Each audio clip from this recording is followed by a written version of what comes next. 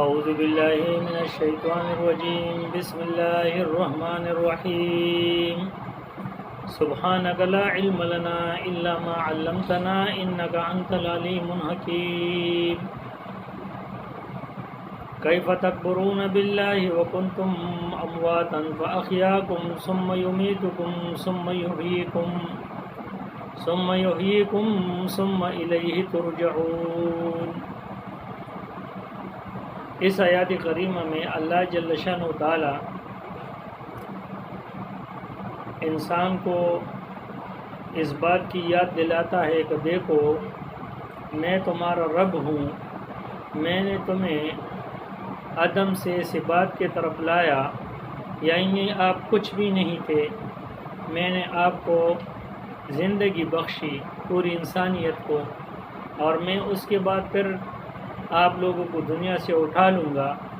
اس کے بعد پھر ایک زندگی بخشوں گا، اور اس کے بعد اللہ کی طرف رجوع کرنا ہے۔ اس موت کے بعد جو ہے اللہ کی طرف رجوع ہے۔ مفسرین کرام جو ہے اس میں کافی سارے واقعات ہے، اور امام بخاری نے بھی اس پر باب باندھا ہے، باب قبض النبی صلی اللہ علیہ وسلم، رسول اللہ کی دنیا سے رحلت پر۔ اسی طرح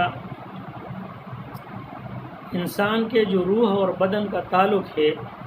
یہ 5 قسم کے ہیں، یعنی ایک روح و بدن کا وہ تعلق ہے جو حمل کے وقت جب انسان پیٹ میں ہوتا ہے تو اس وقت جو ہے ان کا ایک تعلق رہتا ہے، اور اس کے علاوہ ایک تعلق جو ہے پھر یہ جب دنیا میں آتا ہے تو اس کی ایک وہ تعلق ہے، اس کے علاوہ یہ دنیا سے چلا جاتا ہے، اس کے علاوہ اس کی ایک اور تعلق قیامت میں جو ہے اس کی حیات کی صورت میں آئے گا، اور وہ مکمل حیات ہے۔ ایک انسان کے روح اور بدن کا تعلق جو ہے وہ نیند میں ہوتا ہے، کہ جب انسان سویا ہوا ہو تو اس کے روح اور بدن کا ایک تعلق رہتا ہے، لیکن کوئی کام اگر اس کے قریب بیٹھ کر کیا جائے تو اس کو پتہ نہیں چلتا ہے۔ تو اسی طرح جو کچھ حیات ایسے ہیں کہ وہ دنیاوی حیات سے اس کا تعلق نہیں ہے، جس میں ایک انسان کے حمل والا حیات ہے، اس کا دنیا سے کوئی تعلق نہیں ہے، اور وہ ایک الگ حیات ہے، اور دنیا کا جو حیات ہے وہ ایک الگ حیات ہے۔ یہاں پر اللہ جل شانہ تعالیٰ نے اس کا ذکر کیا ہے۔ اسی طرح یعنی حمل، دنیا، برزخ، قیامت اور نیند، یہ 5 حیاتیں ہیں۔ اور علامہ کاسانی جو کہ حنفی ہے، اس نے اپنی کتاب البدائع والثنایا میں 587 نمبر صفحے پر اس کا ذکر کیا ہے کہ شہید جو ہے اللہ نے اسے قرآن میں زندہ قرار دیا، لیکن شہید کی جو زندگی ہے دنیا سے اس کا کوئی تعلق نہیں ہے، اور اللہ نے وہاں فرمایا بھی ہے کہ وَأَنْتُمْ لَا تَشْعُرُونَ۔ علامہ کاسانی نے لکھا ہے کہ اس کا وجہ یہ ہے کہ اس کے اوپر سارے احکامات جو ہے وہ میت کے ہیں، یعنی اس کی بیوی دوسری کی نکاح میں جا سکتی ہے، اور اس کا مال، شہید کا مال جو تقسیم ہو جاتا ہے۔ اسی طرح امام ذہبی نے تاریخ الاسلام میں 239 صفحے پر اس کا ذکر کیا۔ اس نے انبیاء کے حیات کا بھی ذکر کیا ہے کہ انبیاء کی حیات جو ہے وہ شہداء کے حیات سے افضل ہے،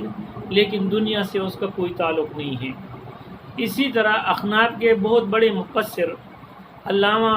مقصود میں علامہ سرخسی نے لکھا ہے، جلد نمبر 50 صفحہ نمبر 270 میں اس نے یہ لکھا ہے کہ شہید کے جو احکام ہے اور شہید کے اوپر جو احکام نافذ ہوتی ہے، وہ شہید کا جو ہے وہ دنیا کے لحاظ سے شہید جو ہے وہ زندہ نہیں ہے، اور اس کی جو برزخی زندگی ہے اس کا اللہ جل شانہ تعالیٰ فرماتے ہیں کہ وہ زندہ ہے میرے پاس، اور یہ جو شہداء ہے یہ اللہ کی نیز زندہ ہے، باقی اس کا جو ہے نا دنیا کے اندر اس کے اوپر جنازہ پڑھا جاتا ہے، اور اس کے تمام احکامات جو ہے وہ فوت ہو جانے والے یعنی مر جانے والے یا وفات ہونے والوں کی طرح ہے۔ اسی طرح فتاویٰ دارالعلوم دیوبند میں 5 نمبر جلد 300 صفحہ نمبر 397 میں وہ ذکر کرتے مفتی عزیز الرحمان صاحب مفتی دارالعلوم دیوبند، وہ بھی یہ فرماتے ہیں کہ حیات انبیاء شہداء کے حیات سے افضل ہے، لیکن اس سے حیات دنیاوی مراد نہیں ہے۔ اسی طرح اس نے یہ لکھا ہے کہ اس سے حیات اخروی اور برزخی مراد ہے۔ اسی طرح علامہ مولانا محمد قاسم نانوتوی رحمۃ اللہ علیہ نے ابھی حیات صفحہ نمبر 29 میں لکھا ہے کہ انبیاء کی حیات جو ہے وہ شہداء کی حیات سے افضل ہے، لیکن دنیا سے اس کا کوئی تعلق نہیں ہے، اور اس کا حیات جو ہے وہ جماداتی حیات ہے۔ اسی طرح کشف المعجوم میں لکھا ہے، اور علامہ رشید احمد گنگوی نے بھی اس کا ذکر کیا ہے،